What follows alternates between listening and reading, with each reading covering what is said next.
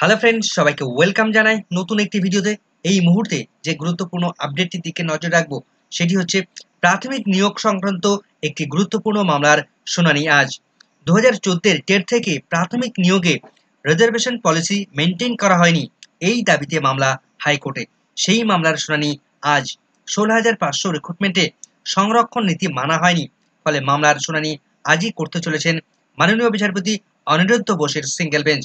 এই মামলায় কি কি দাবি জানিয়েছে এই মামলার পিটিশনাররা এবং এই মামলার সিনপসিসে কি কি রয়েছে, কত নম্বর সিরিয়ালে এই মামলাটি লিস্টেড হয়েছে এবং কখন এই মামলাটির শুনানি হবে, বিস্তারিত থাকবে এই ভিডিওর মধ্যে। তো চলুন বিস্তারিত আমরা জেনে নিই। তো রিজার্ভেশন না মানার ফলে কলকাতা হাইকোর্টে যে মামলা হয়েছে সেই মামলার সিনপসিসে কি আছে সরাসরি আমরা দেখে নেব। তো আমরা দেখতে পাচ্ছি সিনপসিস অফ দ্য কেস। এখানে যেটা বলা হচ্ছে, your petitioner are moving the instant writ petition challenging the merit list dated 28 November 2022 সালের on the ground of violation of the reservation policy.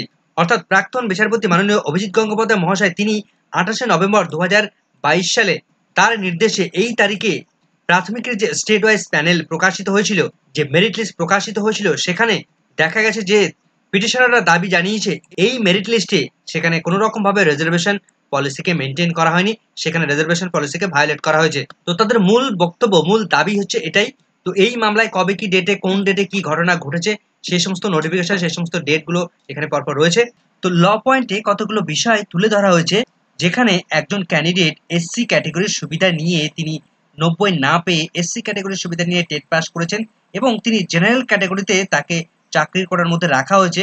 তো তিনি এই সুযোগ পেতে পারেন কিনা তার জন্য সেখানে এক্সাম্পল দেওয়া হয়েছে এই মামলার কতগুলো রেফারেন্স হিসেবে। তো সেটা এখানে যেটা বলা হচ্ছে, ওদের 1X মন্ডল, যে কোনো একজন ক্যান্ডিডেট হ্যাভিং তার রোল নাম্বার এখানে দেওয়া রয়েছে, বলছে যে secure 51 ranks in the unreserve category merit list. এই ক্যান্ডিডেটের তিনি আনরিজার্ভ ক্যাটেগরিতে মেরিট লিস্টে 51 তার র্যাঙ্ক এসেছে। দ্য সেইড এক্স মন্ডল, যে ক্যান্ডিডেট ইজ অরিজিনালি এসসি ক্যাটেগরির একজন candidate, but after getting the marks obtained by the said X Mondal in his state examination, তিনি যখন 2014 টেট পরীক্ষা পাস করেন, the detail marks of provided in term of the notification dated 28 November 2022 তারিখের টেটের marks সহ যে list প্রকাশিত হয়েছিল, সেখানে তারা দেখতে পেয়েছে the petitioners came to know that scored 86 marks in TET examination of 2014, being a reserve category candidate under SC category. এই SC ক্যাটাগরির ক্যান্ডিডেট তিনি 86 নম্বর পেয়েছিলেন। She availed of the benefit of reservation securing lesser marks in TET 2014 examination, but she qualified only because she availed of the benefit of marks as SC category candidates at the time of passing the TET 2014 written examination. যখন সে 2014 written examination অর্থাৎ TET pass করে, তখন তিনি SC ক্যাটাগরির candidate ছিলেন এবং তিনি রিজার্ভেশনের সুযোগ নিয়েছেন, অর্থাৎ 86 পেয়ে তিনি রিজার্ভেশনের সুযোগ নিয়েছেন। But she is illegally placed in the UR category merit list in violation of the policy of reservation. অর্থাৎ এই ক্যান্ডিডেটকে এসসি ক্যাটাগরির মধ্যে প্লেস না দিয়ে ইউআর অর্থাৎ জেনারেল ক্যাটাগরির মধ্যে প্লেস দেওয়া হয়েছে, যেটা রিজার্ভেশন রুলসকে ভায়োলেট করে। এটা পিটিশনাররা তারা দাবি জানিয়েছে। ঠিক একই রকম ভাবে আরেকজন ক্যান্ডিডেট, তার নাম এবং রোল নাম্বার রয়েছে, তিনিও একজন এসসি ক্যাটাগরির ক্যান্ডিডেট।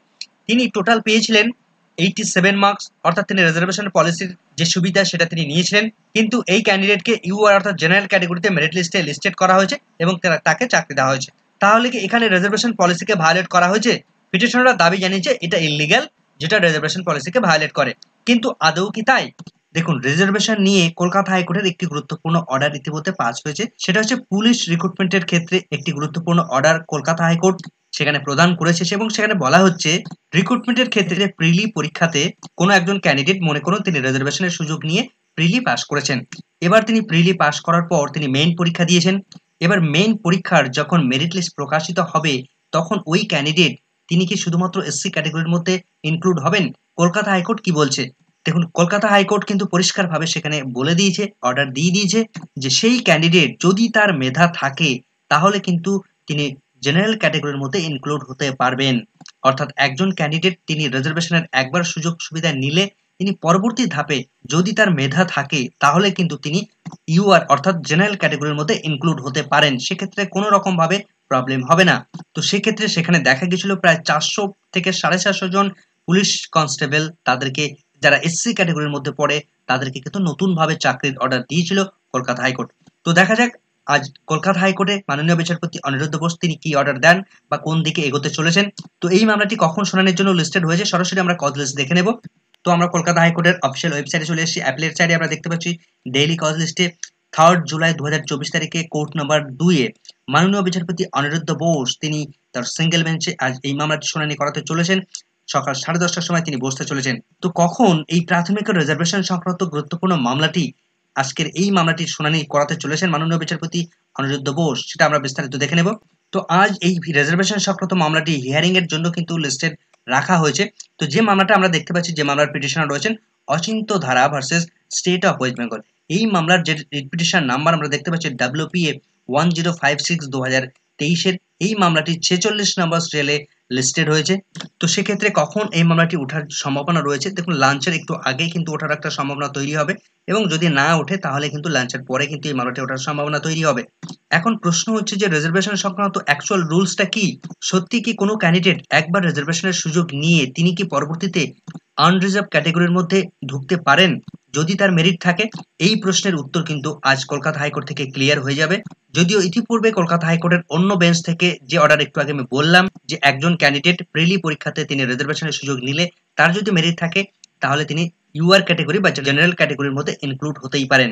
তো এই প্রশ্নের উত্তর আজ ক্লিয়ার হয়ে যাবে, ক্লিয়ার করে দেবেন মাননীয় বিচারপতি অনিরুদ্ধ বোস। তো এই মামলার পরবর্তী আপডেট পেলে অবশ্যই আপনাদের সঙ্গে শেয়ার করব। এই মুহূর্তে এই ভিডিওটি ভালো লাগলে অবশ্যই একটু লাইক এবং কমেন্ট করে যাবেন। ভিডিওটি শেষ পর্যন্ত দেখার জন্য সকলকে ধন্যবাদ।